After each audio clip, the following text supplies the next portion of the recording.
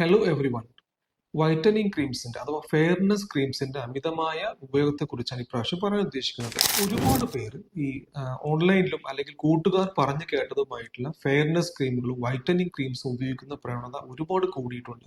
ഈ ക്രീമുകൾ സ്കിൻ നശിപ്പിക്കും എന്നതിലുപരി ആന്തരിക അവയവങ്ങളെ കൂടെ ബാധിക്കുന്നതായിട്ട് ഈ അടുത്തിടെ പഠനങ്ങൾ പറയപ്പെടുന്നുണ്ട്. എന്താണ് അടങ്ങിയിട്ടുള്ളത് എന്ന് അറിയാത്തൊരു വസ്തു നമ്മുടെ പ്രത്യേകിച്ച് ഫേസിൽ ഉപയോഗിക്കുമ്പോൾ ഒരുപാട് ശ്രദ്ധിക്കേണ്ടതുണ്ട്. കാരണം ഇത് ചിലപ്പോൾ നമ്മുടെ സ്കിന്നിന് പെർമനന്റ് ഡാമേജ് ഉണ്ടാക്കിയേക്കാം. പൊതുവേ ഫെയർനെസ് ക്രീംസ് മിക്കതിലും വൈറ്റനിങ് ക്രീംസ് എന്ന് പറയപ്പെടുന്ന ക്രീമുകൾ എന്താണ് ഉള്ളതെന്ന് മിക്കവാറും അതിൽ എഴുതിയിട്ടുണ്ടാവാറില്ല. ഇങ്ങനത്തെ ക്രീമുകൾ ഉപയോഗിക്കുമ്പോൾ നമുക്ക് തൊലിപ്പുറമെ ഒരുപാട് പെർമനന്റ് ഡാമേജസ് വരാം.